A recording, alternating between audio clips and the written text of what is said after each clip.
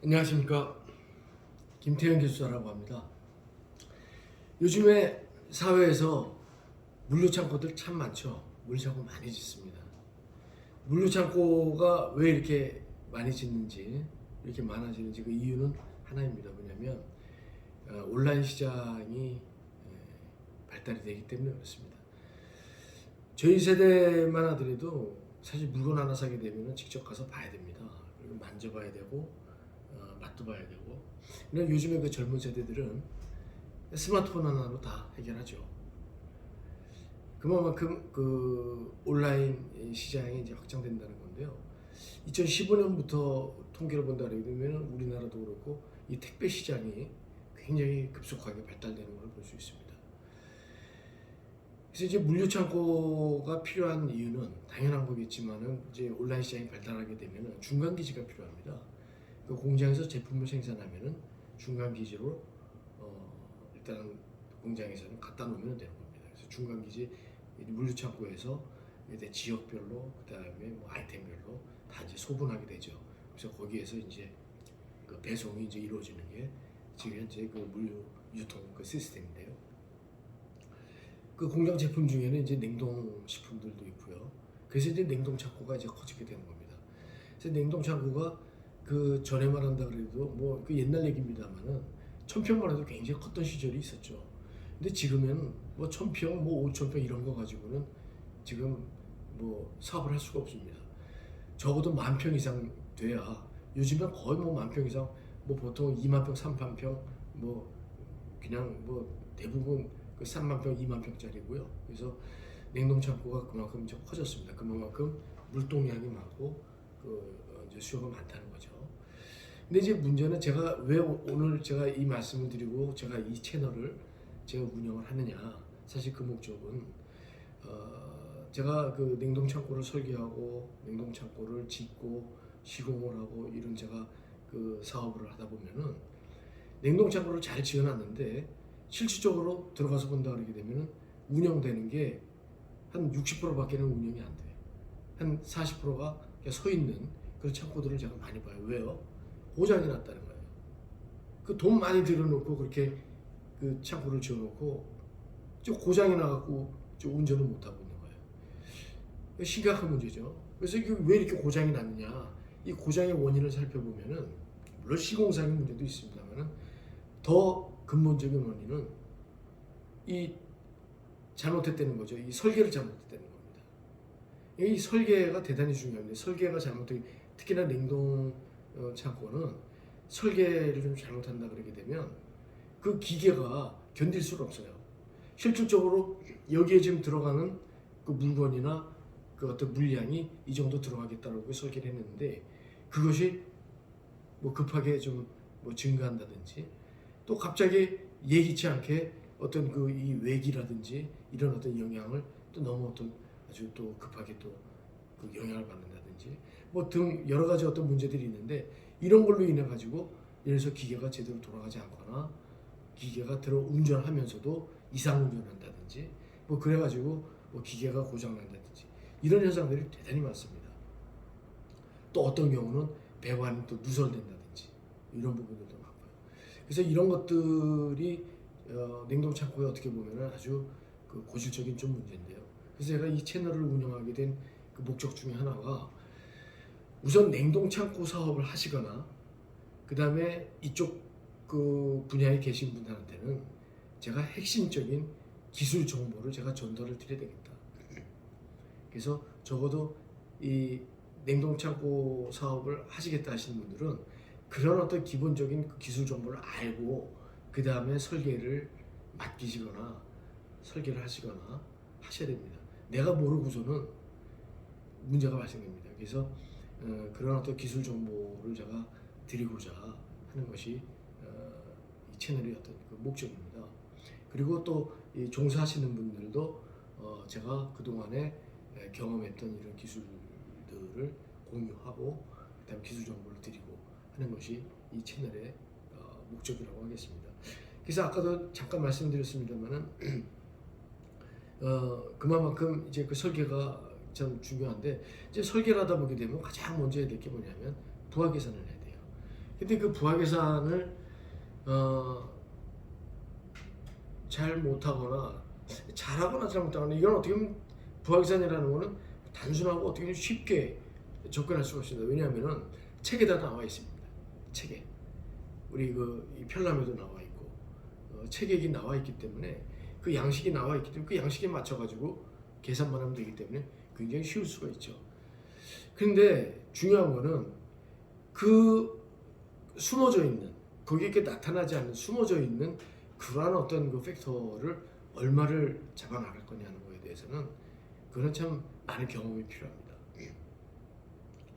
그래서 이 부하 계산이 잘 못 나오게 되면은 장비의 어떤 용량도 선정할 수가 없는 거고 선정이 한다 그러더라도 잘못하게 선정되는 거고 그래서 그만큼 제가 부하 계산을 제가 강조하고 중요한 부분으로 제가 말씀드리는 겁니다. 그래서 이제 제가 이 시간에 지금 부하 계산은 요 다음 시간에 제가 좀 더 구체적으로 제가 좀 말씀을 좀 드리겠고요. 그래서 지금 그 창고의 그 고장난 원인, 그 다음에 설계가 이만큼 중요하다라는 걸 제가 말씀을 드리고 또 이제 설계를 하셔야 되는데 이제 그 창고 사업자 하시는 분들이 설계를 그냥 냉동 창고 설계사무소에다가 그냥 이렇게 맡기시는 건데 이제 내가 좀 알고서 맡기셔라는 말씀이죠. 이제 이 시간 이후부터는 그래서 적어도 그런 어떤 결함들을 그런 문제들을 미연에 조금이라도 좀 예방할 수 있었으면 좋겠다.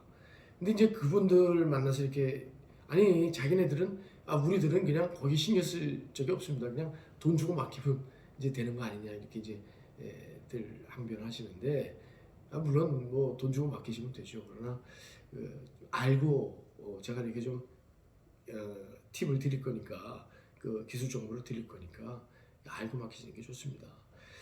근데 그렇게도 자꾸 뭐 좀 문제가 되고 그렇게도 이게 나는 어렵다 하시는 분들은 저에게 맡겨주세요. 저한테 제가 설계를 해드릴 거니까 제가 설계를 해드리겠습니다. 저한테 맡겨주시게 되면 제가 실비로 제가 설계를 해드릴 거니까 저한테 맡겨주시면은 제가 설계를 잘 해드리겠습니다. 그렇게 해서 일단 설계가 대단히 중요하다는 말씀을 드리고 또 설계를 아무리 잘해도 시공을 잘못하면 안 돼요. 그래서 시공은 또 가장 또 이 시공의 어떤 실패의 또 원인이 뭔가 하게 되면 그 기간을 너무 단축시키려고 하거든요. 그 단축시키는 데 또 문제가 또 있는 거고 그거는 또 이제 여러 가지 이제 또 그 시공사고에 또 이제 관계도 있고 이제 이런 문제가 또 따라갑니다. 또 하나 이제 문제는 또 너무 또 싸게 하려고 그러는 또 문제가 있습니다. 그래서 이제 저한테 많은 그런 질문들을 해요. 이게 냉동 창고를 이렇게 지으려고 하는데 비용 얼마면 지을 수 있겠냐 이런 또 말씀들을 또 많이 했는데 냉동 창고를 그 단순하게 이거 지금 몇 평 짓는데 얼마입니다 라고 이렇게 쉽게 이렇게 말씀드리기는 정말 어려운 문제죠. 그래서 이제 제가 말씀드릴 수 있는 거는 그분들한테 제가 어떤 조건을 답니다. 그냥 이거는 제가 말씀드릴 수 있는 거는 그 일반적인 사양입니다. 특별한 사양이 아니고 일반 사양 중에서는 냉동 창고 고내 온도는 마이너스 20도를 보세요. 그 다음에 냉장일 경우는 5도에서 10도 정도를 기준으로 제가 말씀드리겠습니다. 그 다음에 규모는 한 10,000평 정도, 10,000평에서 15,000평 정도 되는 규모에서 제가 말씀드리는데 이거는 그냥 평당 단가로 제가 말씀을 드리겠습니다. 제가 경험을 해보니까 이 정도 규모에 지어보니까 평당 한 75만 원 정도는 들어가야 되겠더라고요. 여기 인건비도 포함되고 냉동기 사오는 거, 그 다음에 냉동기 또 장비들 쿨라, 그 다음에 냉각탑도 들어가야 되고 펌프도 들어가야 되고 그다음에 자재도 들어가야 되고 그죠?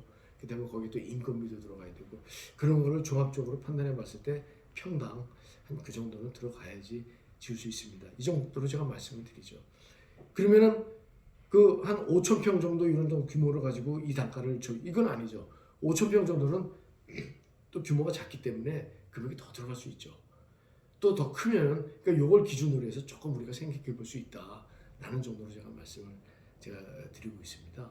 그래서 냉동 창고를 계획하시는 분들이 혹시 계시게 되면은 뭐 다른데 뭐 잘하시는데 뭐 잘 아시는 데 있으면은 뭐 하시면 되겠지만 그렇지 않으면 저한테 맡겨주시게 되면 제가 설계 제가 해드리고 그다음에 시공도 저희가 하니까 제가 시공 인프라가 제가 많으니까 시공도 제가 좀더그 작은 비용으로 제가 이렇게 해드릴 수 있을 것 같습니다.